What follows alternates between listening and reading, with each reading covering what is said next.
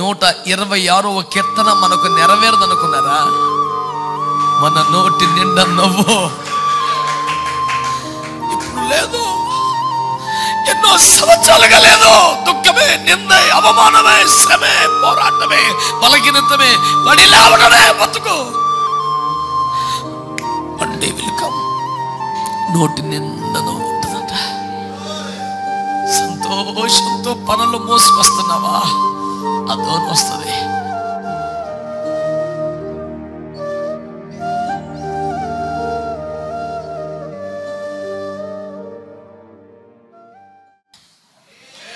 హల్లెలూయా.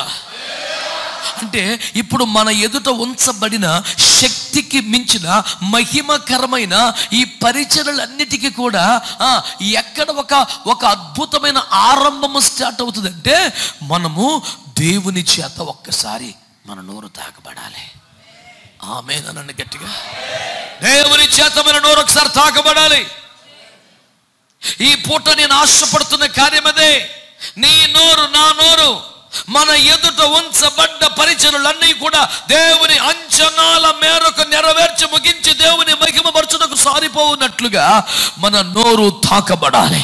దేవుని హస్తం నోటి మీదకి రావాలి.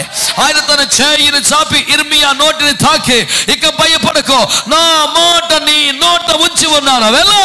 ఇప్పుడు నువ్వు పెళ్ళగిస్తావు, ఇప్పుడు నువ్వు పడగొడతావు, ఇప్పుడు నువ్వు విరగొడతావు, ఇప్పుడు నువ్వు నశింపు చేస్తావు, ఇప్పుడు నువ్వు నోటుతావు, ఇప్పుడు నువ్వు కడుతావు నా మాట ద్వారా.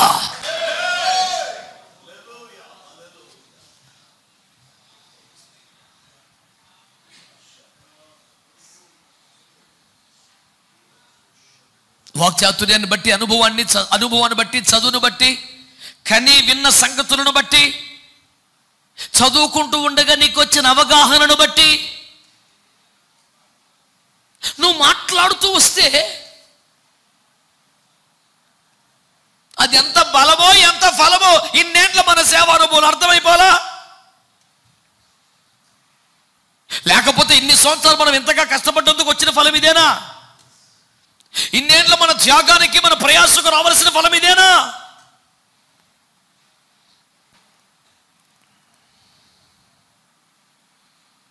జరగాల్సింది ఏంటో తెలుసా? మన నోరు తాకబడాలి. మన నోరు తాకబడాలి. మన మోకాల మీద పడితే, కన్నీరు గారిస్తే, ప్రభువుకు అప్పగించుకుంటే, ఏమీ లేదో, ఏది వల్ల కాదో ఒప్పుకోగలిగితే ఒక్కసారి దేవుడు మన నోటిని తాకే, ఇదిగో ఈ మాట నీ నోట పెట్టాను, ఇల్లు. ఒక్క మాట మనం నమ్మాలి, నోటితో ఒప్పుకోవాలి. నా ఎదుట ఉంచబడిన మహిమ కలిగిన సేవంతా చేసి ముగించి దేవుని మహిమ పరుచుటకు దేవుడు ఒక్క మాట నా నోట పెడితే సరిపోద్ది. దేవుడు ఒక్క మాట నా నోట పెడితే సరిపోద్ది. దేవుడు ఒక్క మాట నా నోట ఉంచి పంపితే సరిపోద్ది. నేను ఆ కార్యమంతా చేయగలుగుతాను అని ఒక విశ్వాసము, ఒప్పుకోలు ఈ పూట మనకు రావాలి. ఒక్కసారి తాగాడా, దట్స్ ఆల్.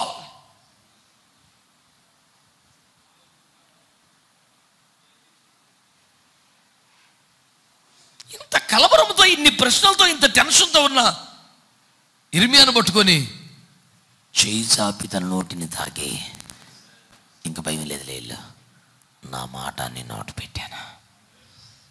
నేను అంటున్నాను, దేవుడు ఒక స్పష్టమైన మాట చెబితే, మన నోట ఒక మాట ఉంచితే ధైర్యంగా ఎంత వైరుకైనా వెళ్ళచ్చు.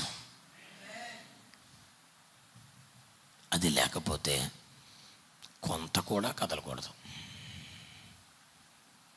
ఆగాలంతే, నిలిచి ఉండాలంతే, కన్ని పెట్టాలంతే, ఆయన సముఖమందు బ్రతకాలంతే. నేను ఎప్పుడు చెప్తాను గబ్రియేలు గురించి, 100 సంవత్సరాలు ఉంటున్నాడు దేవుని సన్నిధిలో. 300 సంవత్సరాలకో 400 సంవత్సరాలకి ఎప్పుడో ఒకసారి నువ్వు వెళ్ళి పలానా వ్యక్తికి మాట చెప్పంటే అప్పుడు వస్తాడు, ఆ మాట చెప్తాడు, మళ్ళీ వెళ్ళిపోయి అక్కడ కూర్చుంటాడు, అంతే. దేవుడు ఒక మాట ఇచ్చేదాకా కథలని, ఒక మాటతో పంపే వరకు బయలుదేరని, ఆయన సన్నిధిలో ఉండిపోగలిగిన స్థితి వస్తే ఇంక తిరగలేదు. రోజు పరిగెత్తి అరిసిన దానికంట ఆయన పంపినప్పుడు ఒక్క మాట ఆయన చెప్పమని చెప్తే వచ్చే ఫలితం కొన్ని కోట్ల రెట్లు ఎక్కువ ఉంటుంది. మళ్ళీ చెప్తున్నాను, మోషే పరిచర్య ప్రారంభించే నాటికి తన వయసు 80 సంవత్సరాలు. ఇంకెందుకులేండి, ఇప్పుడు లైఫ్ అంతా వేస్ట్ అయిపోయింది, ఇంకెందుకులే ఎవరన్నా పెట్టుకోండి, వద్దులేండి, ఇంకా ఎందుకు. చిన్నప్పటి నుంచి అమ్మ దీనికోసం పెంచింది. 40 ఏళ్ళు వచ్చాక ఏదో వర్క్ స్టార్ట్ చేద్దాం తయారు చేస్తే కేసులు ఇరుక్కున్నాను, పారిపోయాడికి వచ్చాను, ఎక్కడ గొర్రెలుగా ఇప్పించావు. ఇప్పుడు 80 ఇయర్స్, ఇప్పుడు వెళ్ళమంటున్నావు. మినిస్ట్రీ 80 ఏళ్ళకు మొదలు పెడతావు ఏంటంటే, ఎందుకులేండి. ఒక్క రాత్రి 30 లక్షల మందిని బయటికి తెచ్చాడు. ఈ పాటికే స్టార్ట్ అయిపోవాలి, ఈ పాటికే జరిగిపోవాలి, ఈ పాటికే బేబత్సం అయిపోవాలి, ఇంకా లేట్ అయిపోతుంది. Okay, no problem. నువ్వు తిని పడుకుంటున్నావా, కనిపెడుతున్నావా అన్నది ఒకటే సమస్య. నువ్వు తిని పడుకుని తిరిగే రకం అయితే వేస్ట్ అయిపోతున్నట్టే. నువ్వు ఆయన సమ్ముకుందు ప్రతి రాత్రి ప్రతి పగలు ఒక ఆకలి కలిగి, ప్రభువా నీ కొరకే వచ్చానుగయ్యా, నీ సేవ కొరకే పిలువబడ్డానుగా, ఇంతవరకు ఏ కార్యం జరగలేదు, ఒక జనమును నీ వద్దకు తేలేదు, ఒక సంఘము నీ కొరకు కట్టలేదు, నా వలన నీ రాజ్యానికి మేలు కలిగే పని ఏమి జరగలేదు. అయ్యా నన్ను కనికరించయ్యా, అయ్యా నన్ను జ్ఞాపకం చేసుకో అయ్యా, నన్ను కూడా వాడుకో అయ్యా, నా ద్వారా చెయ్యను ఉద్దేశించిన కార్యమంతా ఆరంభించు ప్రభు అని ఎవడు ఆర్పలేని ఒక దుఃఖము మంట నీలో ఉంటే మాత్రం నువ్వు ఇక దిగులు పడవలసిన పని లేదు. ఎన్ని ఏండ్లుగా జరగాల్సిన పనిని ఒక్క సెకండ్లో ప్రభు జరిగించేస్తాడు. విశ్వసించిన వారు స్తోత్రం చెప్పండి. ఒకవేళ నువ్వు ఈ ఆరాటం ఈ మంట లేని వాడివైతే, బ్రతుకు తెరువు ఉంది కదా, సాగుతోంది కదా, ఏదో ఆహారం ఉంది కదా, పరువు మర్యాదలు ఉన్నాయి కదా, గౌరవ మర్యాదలు ఉన్నాయి కదా అని బ్రతికేస్తుంటే మాత్రం నువ్వు డేంజర్ జోన్లో ఉన్నట్లు లెక్క. దేవుడు నిన్ను పక్కన పెట్టేస్తే నీ పరిస్థితి ఎంత ఘోరం. పక్కన పెట్టవేయబడినటువంటి సౌలు కానీ, వష్టి కానీ, లోతు కానీ, మరి అన్నటికీ ఇస్కరియోతు కానీ దేవునికి మహిమకరం కానీ, తమ వ్యక్తిగత బతుకు కూడా దేవునికరం కానీ లేరు అన్న సత్యాన్ని నేను మరలా జ్ఞాపకం చేయాల్సి వస్తుందా? అవసరమా? అసలు వద్దండి, వద్దండి. దేవుని ఏర్పాట్లో ఉన్నవాడు 80 సంవత్సరాలు వెయిట్ చేయవలసి వచ్చిన పని జరిగి తీరుద్ది. ఒక గడి ఆలస్యమైతే అయ్యిందిలే, నువ్వు తప్పిపోకుండా చూడు, సుఖానికి అలవాటు పడకుండా చూడు, తిండికి తిరుగుడికి అలవాటు పడకుండా చూడు, కనిపెట్టుకోవటం మానకో, ఎదురు చూడటం మానకో, ఏదో ఒక క్షణమున ఒక అద్భుతం జరిగిపోతుంది. దేవునికి స్తోత్రం కలుగునగాక. ఇన్ని సంవత్సరాల నిరీక్షణ నెరవేరిపోయిందన్నటువంటి కలగంటి నను కొంటినే కలలో కంటినే అలా మురిసిపోవటమే నీ వంతు ఉద్దేగా. నీ కనులు 2 సముద్రాలు చిరిపోతుంటే, నువ్వు పక్కన నిలబడి చూస్తుంటే సమూహాలు దాటిపోతుంటే, నువ్వు కళ్ళారు చూస్తుంటే ఐగుప్తు సేనలు మునిగిపోతుంటే, ఇలాంటి పాటలు పాడుకో ఏం చేస్తావు?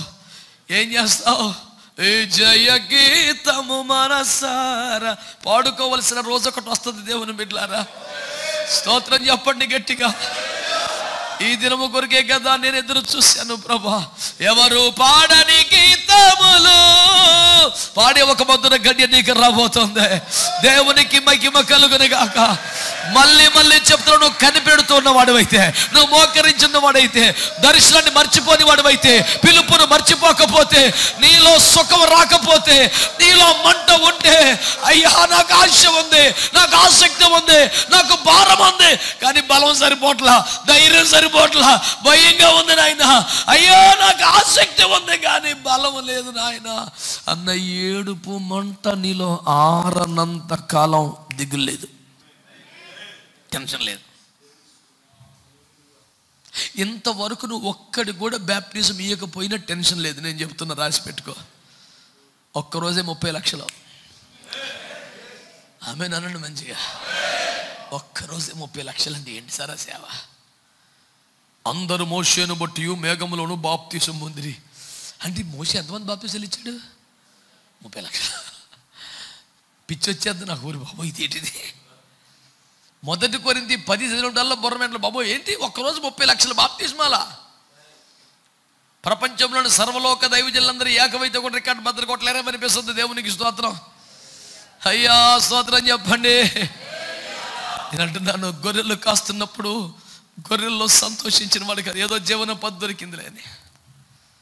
అవునా? ఇద్దరు ఇంట్లో ఉన్నప్పుడు ఫోన్లే, అక్కడ బారిపోయించిన ఇక్కడ మంచి షెల్టర్ దొరికిందిలే అన్న సంబరం లేదు. పేనం మీదకి వస్తుంది అనుకుంటే భార్య దొరికిందనే సంబరం లేదు. అన్నీ నామకార్థమే. గుండెల నిండా మంట మాత్రం ఒకటే, నా ప్రజలు విమోచించాలి. ఉగ్గు పాలతో పెంచబడ్డ సత్యం. ఆ ఒక్క దానికోసం ప్యాలెస్ వదిలేసుకున్నాను, సుఖాలు వదిలేసుకున్నాను. నువ్వు రోజు స్నానం చేస్తున్నావు, తింటున్నావు, పడుకుంటున్నావు, లేస్తున్నావు, ఇవన్నీ మామూలే. దాన్ని దేన్ని తప్పుపట్టడం లేదు. సాధారణ జీవితం వల్ల ఉన్న నీ మనస్సు దేనికోసం పరితపిస్తోంది? నీ హృదయంలో ఎవడు ఆర్పలేని బడబాగ్ని ఎందుకు మండుతోంది? నువ్వు పడుకున్నా నీ మనసులో ఒక వెలితి దేన్ని తినేస్తుంది?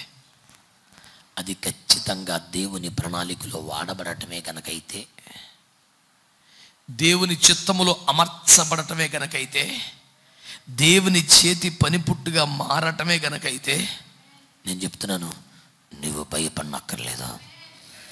ఒక్క క్షణంలో ఇన్ని సంవత్సరాల లోటు, అరే ప్రభుత్వమే ఎరియర్స్ అన్ని ఒకరోజు ఇచ్చే మూమెంట్ ఉంటే దేవునికి స్తోత్రం చెప్పరే. 5 సంవత్సరాలు 10 సంవత్సరాలు ఎరియర్స్ ఒక్కసారి పడితే ఎంప్లాయీ ముఖం ఎట్ట వెలిగిపోద్ది, దేశ రక్త విజయం. దానికన్నా 1 కోటి రెట్లు సూర్యకాంతి తేజముతో నువ్వు ప్రకాశింపజేసేలాగా దేవుడు చేయగలుగుతాడు.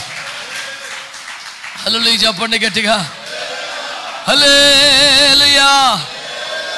మా పితరుల దినములు మొదలుకొని వింటూ వచ్చిన కార్యములు యెహోవా మాకు కలుగజేయగా మా కన్నులు ఆశ్చర్యముతో నిండిపోయాయి, ఆనందంతో నిండిపోయింది, మా నోరు నవ్వుతో నిండిపోయింది, కలగన్నట్టుగా ఉంది. 126వ కీర్తన మనకు నెరవేరదనుకున్నారా? మన నోటి నిండా నవ్వు ఇప్పుడు లేదు, ఎన్నో సంవత్సరాలుగా లేదు. దుఃఖమే, నిందే, అవమానమే, శ్రమే, పోరాటమే, బలహీనతమే, పడి లేవడమే బతుకు. వన్ డే విల్ కమ్, నోటి నిండా నవ్వు ఉంటుందట. సంతోషంతో పనులు మోసుకొస్తున్నావా? అదోని వస్తుంది. నీ భుజములు ఎందుకు బలంగా ఉండాలి తెలుసా? నువ్వు సంతోషంగా పనులు మోసుకుని రావాలి. గట్టిగా అమ్మని చెప్పండి. నాన్న, నీ కొరకు నియమించబడ్డ పంట ఎటు పోదు నాన్న, నీ కొరకు నియమించబడ్డ పంట ఎటు పోదు నాన్న. టెన్షన్ పడొద్దు, వ్యర్థ ప్రయత్నాలు చెయ్యొద్దు, మానవ ప్రయత్నాలు చెయ్యొద్దు. నీ బాధో కష్టం ఏది ఉంటుంది ఆయనకి చెప్పుకో. అయ్యా నేను బాగున్నాయ్యా, నాకు బలం సరిపోవట్లేదు అయ్యా, చాలాసార్లు తీర్మానం చేసుకున్నాను కానీ పడిపోతున్నాను అయ్యా, ప్రార్థన జీవితంలో ఫెయిల్ అయిపోతున్నాను అయ్యా. నేను ఆ మధ్య ఒక కవిత రాశాను, అది రెడీగా నా దగ్గర లేదు, మొత్తం గుర్తులేదు, కానీ అది ఉంటే బాగుండేది. అందులో ఏమన్నానంటే, నాలో లోపములు ఉన్న మాట నిజమే, కానీ నిన్ను ప్రేమించే విషయంలో మాత్రం నేను అందరికంటే ముందే ఉన్నాను. నేను అనుకున్న గమ్యానికి చేరలేదన్న మాట నిజమే, కానీ ప్రయత్నం మాత్రం ఒక్కరోజు కూడా ఆపలేదు. నీ అంచనాలకు చేరలేదన్న మాట నిజమే, కానీ గురి పెట్టుకునే ప్రయాసపడుతున్నాను. ఇలాంటి 1 కిలోమీటర్ రాశాను నేను. నిజం బిడ్డలారా, మీ అందరి కొరకు ప్రభు నాకు ఆ మాటలు ఇచ్చాడని నేను నమ్ముతున్నాను. మీ అందరి కొరకు ప్రభు నాకు ఆ మాట ఇచ్చాడు నమ్ముతున్నాను. నేను బాలున్నయ్యా, నా వల్ల కాదయ్యా, ఏకంగా నువ్వు అంత పెద్ద మినిస్ట్రీ అప్పగించే బాబు, నా వల్ల కాదు బాబు. ఒక్కసారి నోటిని తాకి ఎలా, ఇంత సింపుల్ ఆ మినిస్ట్రీ? అవును, కానీ ఆయన తాకటం అంత సింపుల్ కాదు.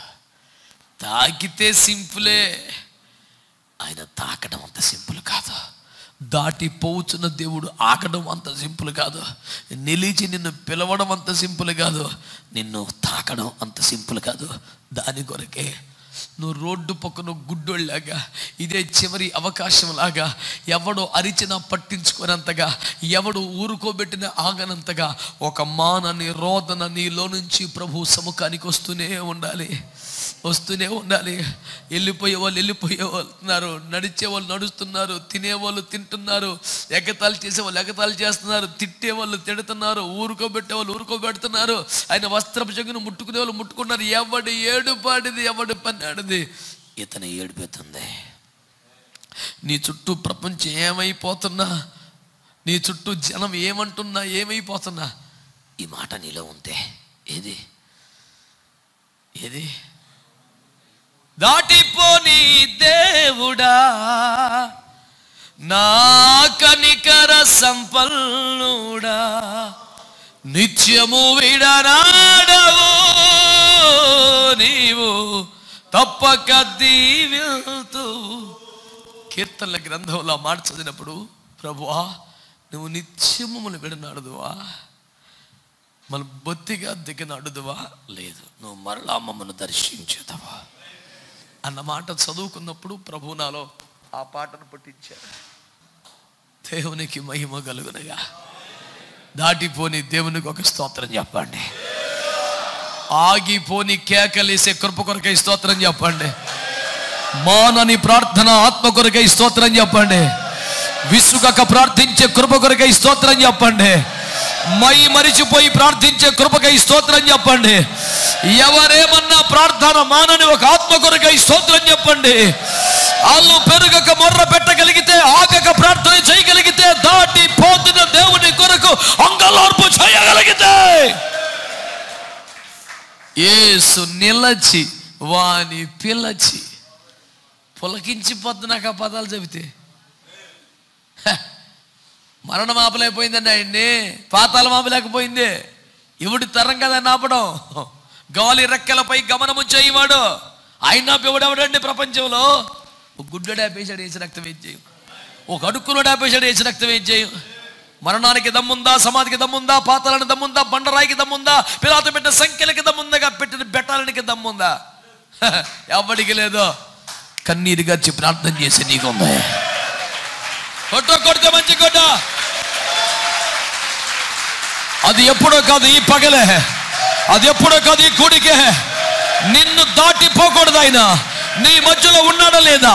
దిగి వచ్చాడా లేదా? సంచరిస్తున్నాడా లేదా? నీ గుండెల్లోకి చూస్తున్నాడా లేదా? నీ భయము తెలీదా? నీ దుఃఖము తెలీదా? నీ వేదన తెలీదా? ప్రేమ కలిగిన దేవుడు నిన్ను దాటిపోతాడా? నీ మౌనమే నీకు నష్టం చేస్తుంది. నువ్వు నోరు తెరవకి నీ బతుకిలా తగలబడింది. నువ్వు అడగకే పొందుకోవట్లేదు రా బాబు అని యాకోబు అపోస్తలుడు గోలబెట్టి చెప్పాడు. నువ్వు అడిగితే ఇవ్వనా నేను? నువ్వెందుకో సైలెంట్ అయిపోయావు. సేవ అలాగే చచ్చింది, కుటుంబం అలాగే చచ్చింది, నీ ఆరోగ్యం అలాగే చచ్చింది, నీ అంతరంగం అలా చచ్చింది. అయినా నీకెందుకో దుఃఖం రాట్లా, నీకెందుకో నోరు పెరగట్లా. ఇన్ని సంవత్సరాలను ఒక మంచి అభిషేకం పొందలా, ఒక వరాన్ని పొందలా, ఒక కృప పొందలా, ఒక సాక్ష్యం పొందలా. ఎట్టబడుకుంటున్నావయ్యా? దాటిపోతున్నాడు రా బాబు.